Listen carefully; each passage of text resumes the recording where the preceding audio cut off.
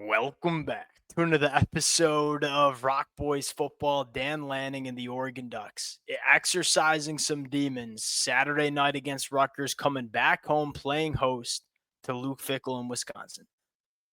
You make no mistake about it. This is an Oregon Duck football game. And what I mean by that is Oregon controls how this game is going to be played, and Oregon controls the outcome of this game. Let's just be quite frank about it. Wisconsin does not possess the firepower to go on the road and beat Oregon if they play their best football. If Oregon plays good on offense, they play clean on defense, Oregon's going to win this football game. But I will say this, the storyline, it's bigger than just winning this football game. You saw Oregon do a lot of really good things on the road against Rutgers, specifically leaning into the rushing attack. Well, here's another test. Look, Wisconsin ain't a good football team, and I ain't breaking any news to anybody. Their front seven against the run is borderline elite. Let's just put it how it is. You look at that Ohio State game they just played. Ohio State tried to run the football 28 carries for 98 yards, 3.5 yards per carry. They went on the road and played Alabama earlier in the season. Alabama tried to run the football. They ran the football 22 times for 72 yards, only 3.3 yards per carry. I firmly believe this rushing attack for Oregon has the chance to be one of the best. It is currently one of the best in the country. I want to see them lean into it a little bit more as we go into the back half of 2025. Well, I want to see Oregon go out and do it against one of the best run-stopping defenses that we see in this conference. That is Wisconsin.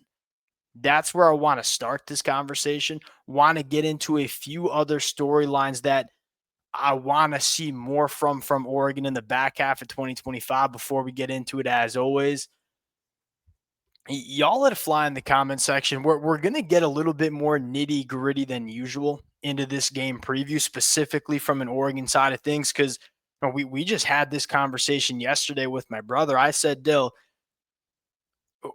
what team do you think has the highest ceiling in the country? And his answer was Oregon. Look, is Oregon the best team in the country right now? No, they just lost at home against Indiana a couple of weeks ago. Do they have the potential to be the best team in the country? I think so. My brother thinks so. You want to see Oregon continue to build to that. Let it fly in the comment section. Appreciate you guys. If y'all do enjoy the content, consider subscribing to the channel. Without further ado, let's get into it. Now, I already introduced this Wisconsin defense. I think a really stingy defensive line that's hard to move off the football. Their linebackers, they fly around and they fit the run at a really high level as well. How well does Oregon run the football? Because I look at it and say, look, I firmly believe this Oregon offense is at its best when they're using the run game first, when they're building the offense around what they're doing running the football. What I mean by that is look at Dante Moore when he's working play action. 78% completion percentage, 11.1 yards per pass attempt. And I'm not getting up here and saying Dante Moore is relying on a run game, because when he's just dropping back non-play action, it's still 69% completion percentage. It's not bad. You see Dante Moore play his best football when he has a run game. Then go look at Dante Moore's ability to access vertically down the field. In my opinion, one of the biggest improvements we've seen from this Oregon offense going back a year ago with Dillon Gabriel, Dante Moore, 53%. Completion percentage, 20-plus yards down the field. What happens when you establish the run game? A lot of teams are starting to drop that safety into the box and start playing with the single high safety. Well, what does that mean? It means those vertical boundary shots are going to be available. You got the guys, whether it's the Corey Moore, whether it's Malik Benson, you have the guys that can win vertically. When you run the football, you allow Dante Moore to work off play action. You allow Dante Moore to have more access, pushing the ball vertically down the field, but it all starts with running the football. Couple of things I want to get into is, number one, I want to see Oregon lean on their best players. That means offensive linemen too. But who are your best offensive linemen? I think it's not even close. I think it's Poncho at center. I think it's Emmanuel Pregnon at guard. Oregon's ability to run between the tackles behind what I think might be the best interior offensive line that you see in the country, it's been very, very prevalent. In fact, I started looking at some numbers. And again, I'm not saying Oregon cannot run the football outside of the tackles. Like when they get to the perimeter, they got guys that can hurt you. Ain't no question about that. And they got wide receivers and tight ends who do a really good job blocking at the second level and out on the perimeter. When you run outside of the right tackle in Alex Archie, 4.3 yards per carry. When you run outside the left tackle in Isaiah World, 3.2 yards per carry. What about when you run between the tackles? Oregon's averaging 6.3 yards per carry. That kind of lines up with how we've seen this Oregon offense operate. That interior of the offensive line, when you have Poncho and Emmanuel Pregnon working on some double teams and climbing the linebackers, it's a shoot, man, it's a borderline cheat code.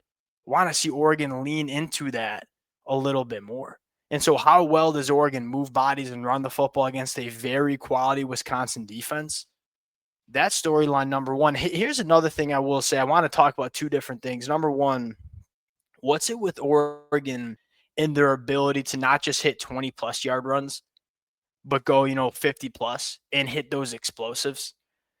There's no secret to it. Your wide receivers, they block their tail off down the field. And so when Oregon does spring their running backs for 15+ yard carries, the reason they're going for 50. I mean, whether it's Decorian Moore, whether it's Malik Benson, whether it's Kenyon Sadiq, this team has the ability not only to just grind out hard yards, they have the ability to be extremely explosive running the football as well. And again, I'm not saying that Oregon needs to be one dimensional and just run the football between the tackles, because you have guys that can work on the perimeter as well. All I'm saying is that I'm starting to notice a trend. The numbers seem to back it up as well. When we run behind a guy like Poncho and Emmanuel Pregnon, good things seem to happen more times than not. And I think you have some running backs that can do it. I mean, Jordan Davison is a bowling ball, man. He can get downhill, he can take on contact, and showed a little bit of an ability to be explosive in the run game too. I love what Oregon does in the run game. I think they have a deep running back room. I think they have the best run blocking offensive line that we see in the country. Build your offense around that, because when Oregon runs the football well, and again, my biggest takeaway from that loss against Indiana was I didn't think they ran the football enough. When they did try to just get downhill and run the football, they were doing a pretty damn good job of it. Just felt like they didn't stick to it.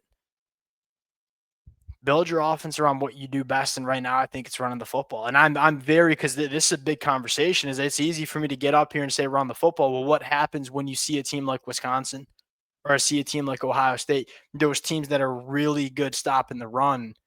Can you still run the football against an elite front seven? We gonna find out Saturday night in Eugene, Oregon. Flipping the sides, I don't think this. No, I got one more thing on this offense. The tempo and varying the tempo. I freaking loved it. I mean, Oregon has this unique ability where they can play both ways. They can run with tempo, and they can go into that track meet mode where we're just going to score more points than you. You can also play ball control. Right? With Oregon's ability to go 2nd and 6, 3rd and 2, and methodically run the football and control the time possession, they can do that. But when they decide to punch that gas, there was a 3-play sequence, and they ran those 3 plays inside of a minute. They went, I'm going to look at my notes here, direct snap to Jordan Davison, and then they went hurry up. They went end around to Malik Benson, and then they went flea flicker for a touchdown to, I believe it was Kenyon Sadiq. I mean, when Oregon wants to step on it and vary that tempo, they can do that too. Wouldn't mind seeing them at times maybe go to that supercharged. I mean, you got to give a ton of credit to Will Stein, who took a lot of heat after that Indiana loss and say, hey, I mean, with Will Stein, those 3 plays with tempo that were extremely hard to defend, all 3 of them worked. They went 3 plays, 70 yards, and scored a touchdown in a minute. Oregon has that ability. Vary it. Make sure you use it.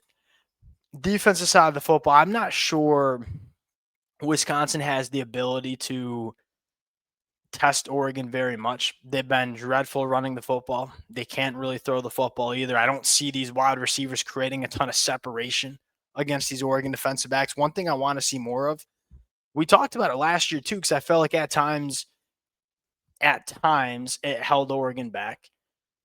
Oregon's a very disruptive defensive line. I don't think there's any question about that. But when you look at the sack numbers, there's maybe a little bit more to be desired. I know I'm being nitpicky.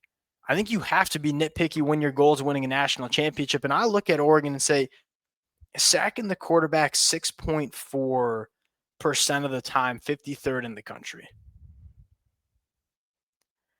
Should Oregon be a little bit higher than 53rd in the country in sack percentage? When you have a guy like Mateo, who's going to be a first-round NFL draft pick, you have a guy like Tatum, who I think is one of the most underrated players in the country, Bear Alexander, Amari Washington on the inside, both can create a lot of havoc. Can Oregon get to the point where we're finishing on our pass rushes a little bit more?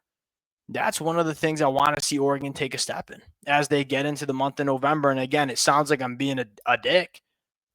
Excuse my language. I'm not. I'm saying, hey, I think there are opportunities for this Oregon team to continue to get better. So when it comes time to playing a Big Ten championship, when it comes time to playing a college football playoff game, we're playing our best football. That's one thing I'd like to see Oregon turn it up with a little bit. We'll pause it there. Appreciate you guys rocking with it. If y'all do enjoy the content, consider subscribing to the channel, and we'll talk to y'all later.